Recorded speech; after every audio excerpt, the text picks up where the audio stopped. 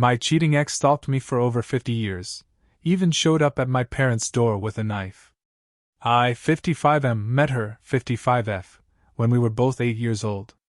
We initially went on a lot of play dates and to each other's birthday parties because our moms, and subsequently our dads, got along really well. Her dad was rich, a president of a technology company. My dad was upper middle class and not hurting for money himself. At this point, Julie had long brown hair. She had these big pale blue eyes that would blast me in my stomach every time our eyes met. My little self had no idea what was going on. In middle school, we were both goth emo kids and outcasts. R.I.P. Ian Curtis. She had short black hair and was kind of pudgy. I was a 6-foot-tall skinny guy. I mowed lawns all summer and saved up some money.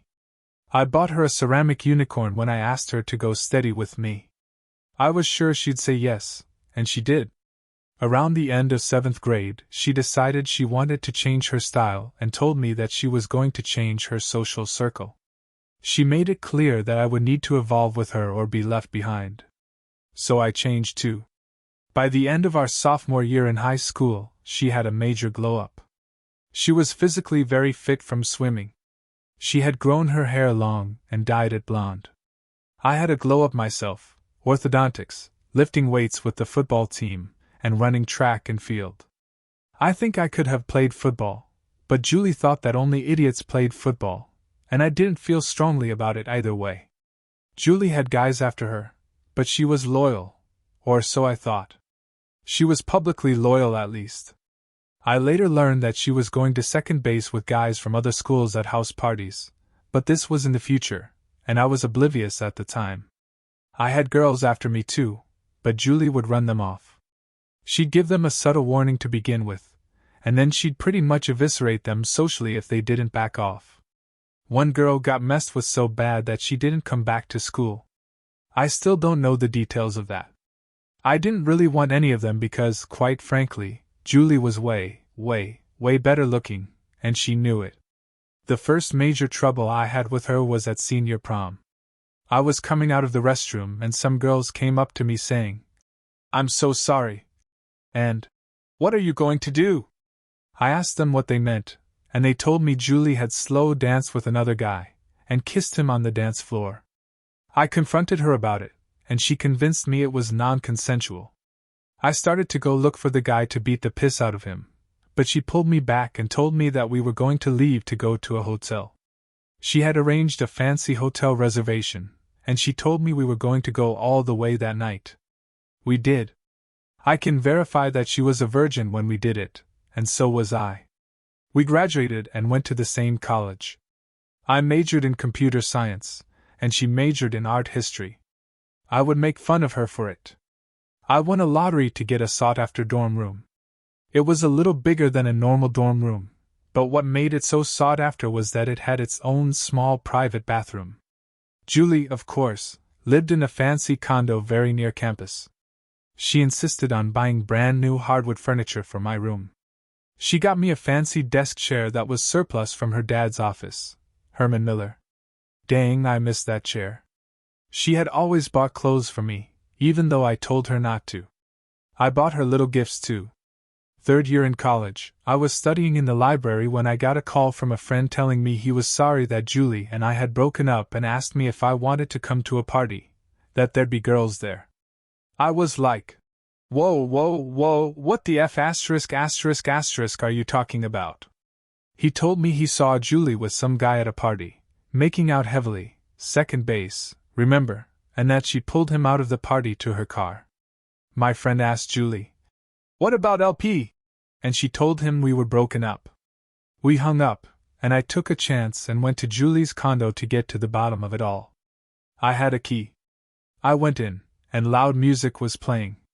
I went back to the bedroom, and there they were. The thing that still sticks with me to this day was the fact that she had his shirt over his head, and her lipstick was smeared on his chest. I yelled, "What the F***?" And she stared at me with a goofy look on her dumb, drunken face. I grabbed the nearest breakable thing, which turned out to be the ceramic unicorn I got her, and whipped it at her makeup table, smashing it. I yelled. F asterisk asterisk asterisk you, Julie! We are done! And stormed out of there, with her calling after me. The next day, she called and was apologetic, but explained that she wanted to tell me we were on a break, and that it's okay. I didn't know what on a break meant. I thought it meant the same thing as broken up, so I was like, no crap, we're on a break, and hung up on her. She started dating this guy who had a reputation as an F-boy. They were apparently in an open relationship. She bought clothes and stuff for him like she did for me, and she was seen with other guys, but again, still with him. I was basically eating my heart out and trying to get the best grades possible. I went out, but I didn't have any girlfriends. I just partied occasionally to cope. I got rid of everything that reminded me of her. I donated all of the furniture and replaced it with thrift store particle board crap. I had to start dressing in thrift store clothes too because I got rid of all the clothes she bought me. It was about half my wardrobe. I deleted all our photos and threw them away. I told my parents what had happened, and they, and Julie's parents, wisely stayed out of it. I told my parents and friends not to talk about her with me. She was a figment of my imagination. This is when someone told me about her going to second base with guys at parties during high school. Approximately 9 months later, she broke up with F-boy. The rumor was that he F*** at a girl in front of a bunch of people in public at a party. She was embarrassed and dumped him. She came to me not long after. It was unexpected, and when I opened the door, there she was, looking very beautiful with a bright smile on her face, and the glued-together unicorn in her hands. I was stunned. As she walked in, I totally did not expect her. She asked if I had gotten robbed. All the stuff she bought me was gone. I told her that if she wanted the furniture, she better go to Goodwill and get it back. She looked hurt. She showed me the unicorn like it was a metaphor for a repaired relationship. I told her it looked like crap, and that we were broken up. She explained what on a break meant. I told her, I don't give an F. We're broken up. She started crying, but I told her to leave. She would then show up at my classes and try to convince me that we were soulmates who were destined to be together. I told her that soulmates don't F*** other dudes. She told our mutual friends, and they started pressuring me to get back with her because she was inconsolable. She sent me notes and letters, trash. She sent me flowers and candy like I was some insulted 1950s housewife, trash. Just being around her hurt me physically. So I transferred out at the end of the semester, ghosting her. I probably should have made other arrangements, because I had to go to school 2 more years since a bunch of credits didn't transfer at the new school. I was signed up for a bunch of classes I had already taken and ended up barely passing them, because I was in my bed all the time. My roommate, not a friend at the time, just assigned to the same dorm room, got annoyed that I was always there, and a little worried about my attitude. So he called the campus police on me. I didn't get in trouble, but I did have to go see a counselor, who told me I was having a major depressive episode and PTSD, and that Julie had some kind of personality disorder or was a sociopath who had groomed me and manipulated me into dependence on her. I don't know if that's all true, but the Zoloft helped. I heard that Julie came looking for me at my parents' home. She kept asking them where I was and if she could contact me. They kept telling her no, but she got more and more belligerent and hysterical with them, until Julie's parents told her to stop or they would institutionalize her. I graduated, got a job, got transferred to Singapore, where I met my now wife. That's a whole other story. I was a passport bro before there were passport bros, apparently. I was 35 when we got married and she was 26. We moved back to the USA and had 3 kids. We're doing great. Fast forward to yesterday. I only use Facebook to occasionally upload family pictures, but mostly post amusing stuff that comes out of my head.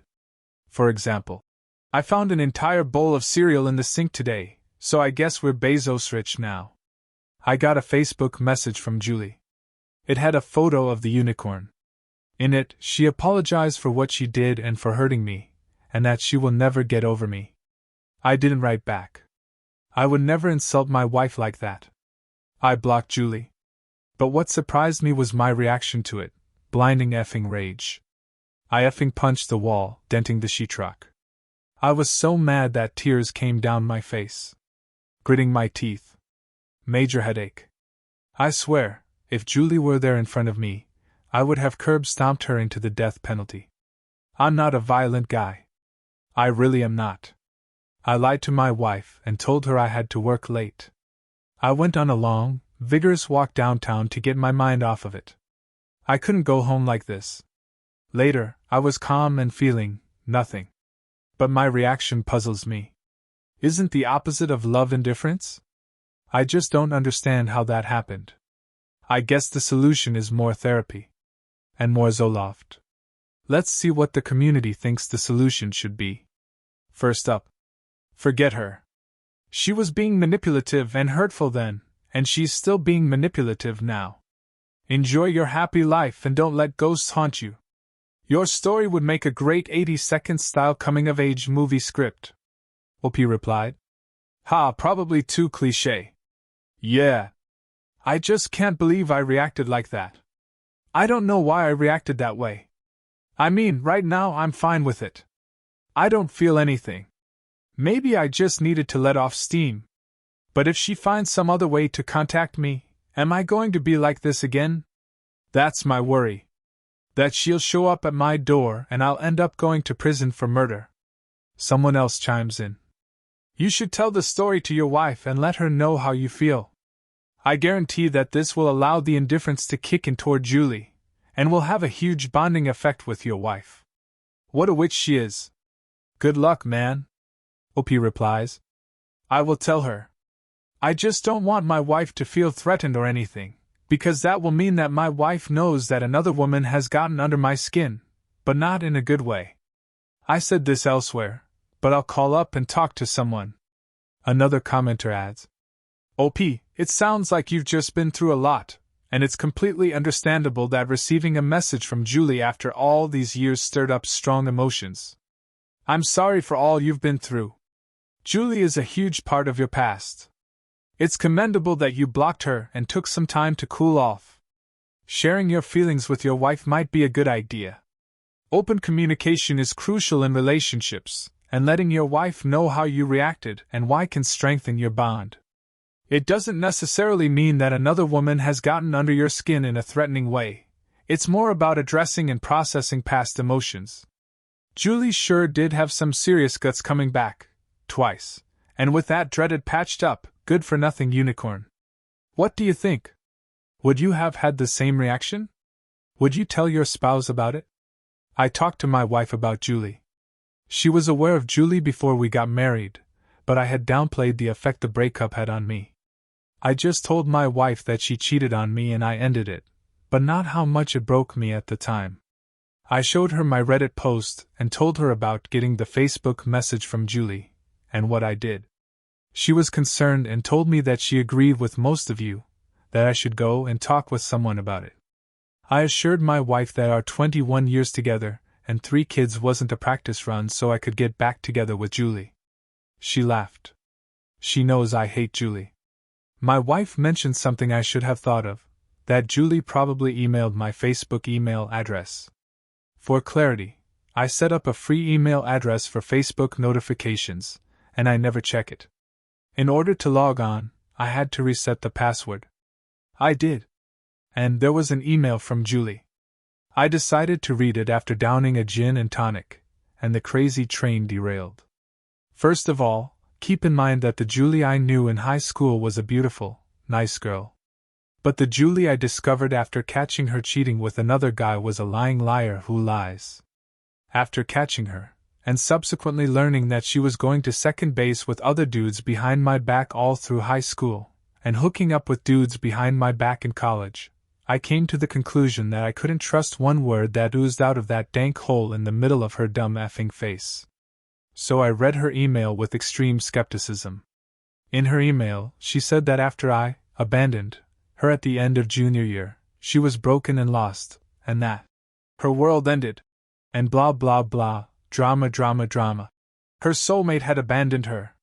She explained that she wanted to experience the sexual freedom that college life had to offer, and wanted me to do the same, so she declared that we were on a break. She was hoping for us to come together, with what we had learned sexually, and have a better sex life. Which is the dumbest effing thing I have ever heard. So apparently, her half-but plan was for me to become a sex king while we were on a break, and pass the benefits on to her. And she would learn all kinds of new nasty things and bring them to me. Right. She said that when our break was over and she came back to me, she realized I didn't know what on a break meant, and thought we were broken up, and that she had hurt me a lot. She realized this when she came to my place and saw I had gotten rid of everything that had to do with her, gifts, photos, furniture, etc. She realized she had lost me, and her world shattered. She was further hurt when I abandoned us. She was so mentally damaged, she had to spend time in an institution. Afterward, she moved to Europe to be a fashion model. I missed the European fashion model booth on career day at school. Maybe it was in the back, between the rockstar booth and the billionaire playboy booth. She got involved in the party lifestyle there, never married, and returned to the USA after her last long-term fiancé broke it off with her. She moved in with her parents to help them because they're getting old, and saw a photo of us in a box that she was moving. And she wanted to call me. This is what sent a chill down my spine. She said she wants to get together for a drink, and to go over old times. She said she forgives me for abandoning us, and moving on with my life without her. She said she still believes we are soulmates, and that our story is not over. She wrote to me to please respond. Is there such a thing as eye sanitizer? I had already made an appointment with my son's psychiatrist. He has severe autism. I called up my dad.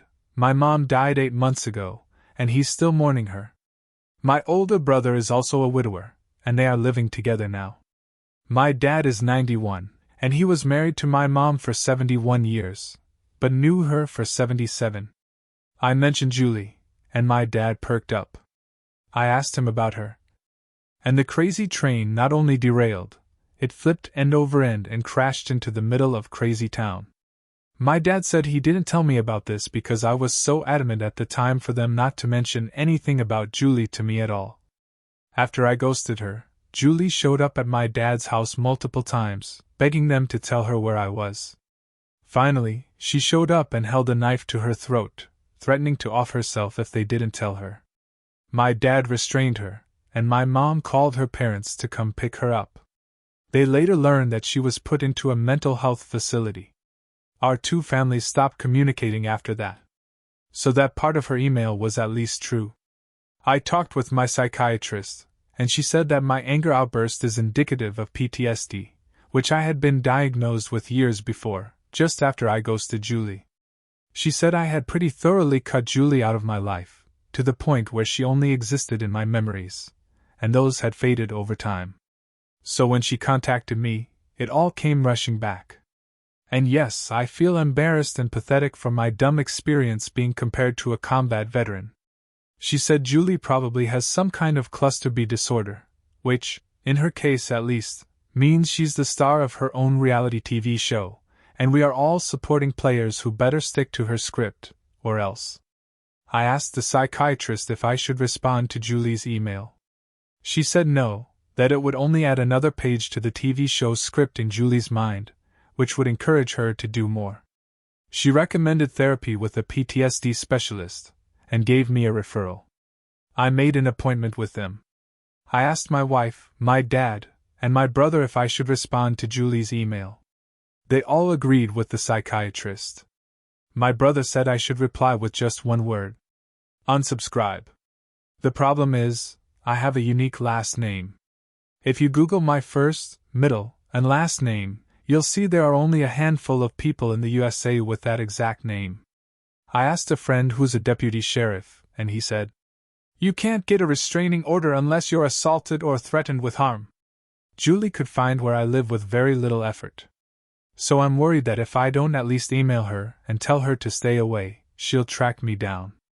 The plot thickens in the saga of Julie. Honestly, you shouldn't even have had to ask if you should respond to her or not. Clearly, the answer is no. The revelation about her past actions, including the knife and the threat of self-harm, is the cherry on top of this dramatic sundae. It's like watching a train wreck in slow motion. You know you should look away, but you just can't. My take? You're probably overreacting to the fear that she'll track you down. She's likely just looking for a quick fix, a temporary emotional hit after all these years. If you don't fall for the trap, she'll probably leave you alone. Would you respond? And thank you for joining us today. Be sure to like, subscribe, and hit that notification bell so you don't miss out on our next video. See you soon.